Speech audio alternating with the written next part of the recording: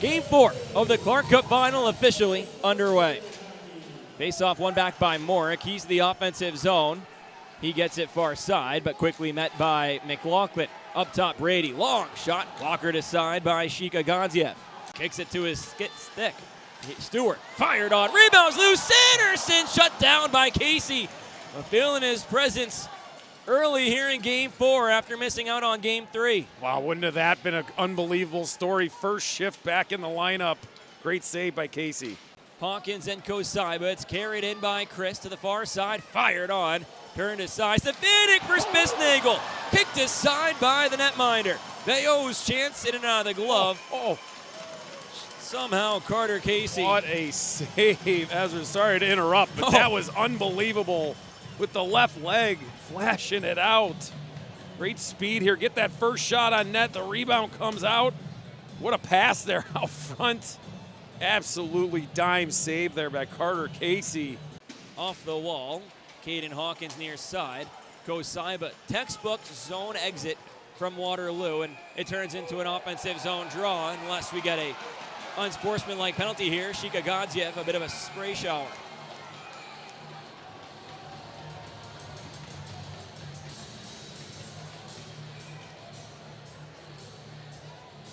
So with 6:15 to go in the first, Bauer Berry is making his way to the Lumberjacks penalty box. Might get another one here for Waterloo as well. Walker possibly. I think it's Walker. It is. He'll make his way there. Let's take a look at the M-Live replay and see what happened. Gonziev, he jumped up to grab the puck, held on, and there's the snow shower from Walker, and Berry wasn't too appreciative of it. Yeah, Walker, I mean, look, Gonziev was out of his crease. Looked like he was going to drop the puck, so he's coming in, and he stops right in front. Obviously the defense are not going to like that. Walker's just doing that to agitate them, get into their skin, and no harm, no foul here. We're going to have 2-minute penalties on each guy for roughing or whatever. So, some gamesmanship here as we get late. We're in Game 4 now between these two teams. You're used to these guys. You know a little bit more which guys you can get under their skin. I think Waterloo goes after Rabkin a little bit, tries to get him to take a penalty. You know which guys are going to try to get in front of the goalie and try to pull you into something. So that's the little gamesmanship now of having the 4th game in a row against a team. You start to know which guy is going to do certain things and how their style is. And Walker just trying to be a little extra, get into Gonziev any way right now. They can find a goal here later on. So the penalties go up on the board. They're not coincidental. Walker gets the unsportsmanlike conduct, the 2-minute minor. Berry 2 minutes for roughing. Here's Davidilla, picked up by Stewart. Out of the box comes Deputy. It goes off of his skate. The whistle blows. And the puck went into the box. The timing on that is remarkable that the puck went in there. But, I mean, as long as the penalty was over, I don't think there's anything. He's got to come out of the box. He does. If he came out early, that's a different story. But as long as he came out after it cleared, I don't think there's really anything here other than a face-off in the neutral zone. We'll see if they take a look at it. There's plenty of iPads around the facility. There's a Speedio iPad downstairs for the officials, and then each of the coaching staffs, they have iPads on their benches that have the camera feed that we see on the broadcast. So there you see CJ Cush on the Lumberjacks bench, the assistant coach. He's got their iPad. Taking a look at it. They're calling another penalty there. To not take a look at it is pretty interesting. Deputy left the box. The door was open for him by an off-ice official, and he leaves the box. And the puck went off his skate back into the penalty box, which is why the play was whistled dead. If that puck doesn't go into the box, the play doesn't end. Right, so what I'm hearing here, we luckily have the officials right there, is you can't play the puck unless you're on the ice. Now, did he play it on purpose? Of course not. But it hit him while he was did not have his skates on the ice. That is what they're saying. Now, they don't have a review thing here in this league, so they had to come together and try to get 4 guys together to try to make the decision.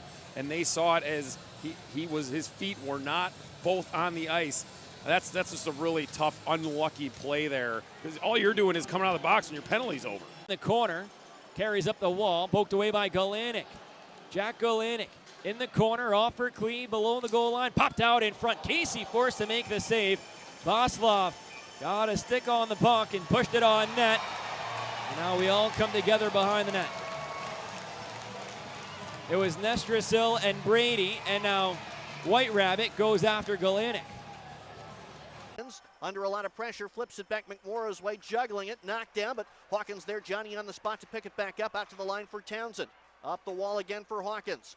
Now sends it to Houston, a shot, he scores! Easton Houston puts it up over the shoulder of Godziev, and then slashes Grady Deering, and the Waterloo Blackhawks take a 1-0 lead on the power play goal by Easton Houston.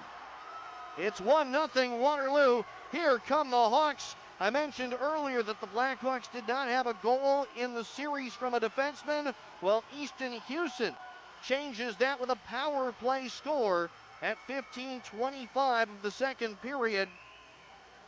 I've got Hawkins and Townsend unofficially with the assists.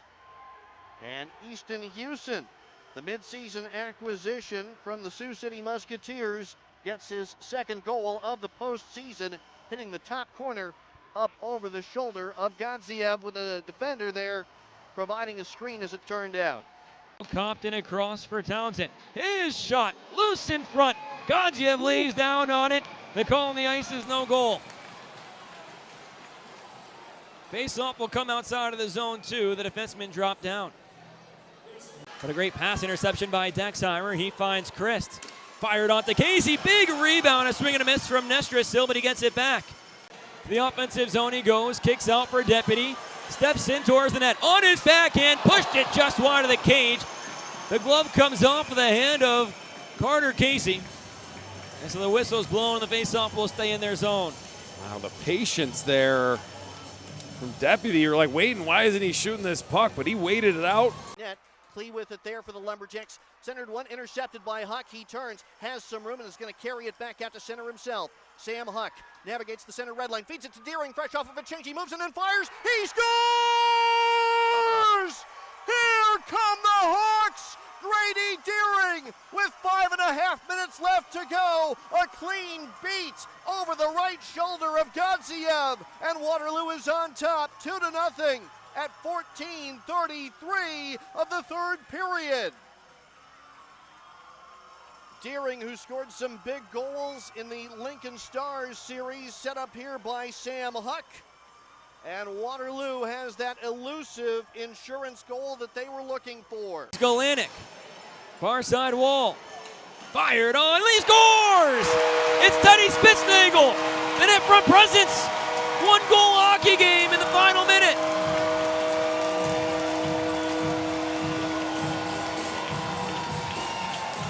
Keep it simple. Put the pucks at the net. You're getting late in the game. You got to get the puck to the net, and that's what they do here. The second unit, quote unquote.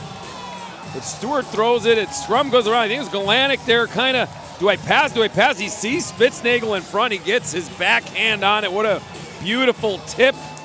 Up and finds Bayo. He fires, turned aside, rebound back out to Lawrence, but picked up by Deering. 6 seconds left. Deering on his knees on top of it. He doesn't want to move. 2 seconds left. Bayo fires and scores! Xavier Bayo at the buzzer! Tie game! Tie game!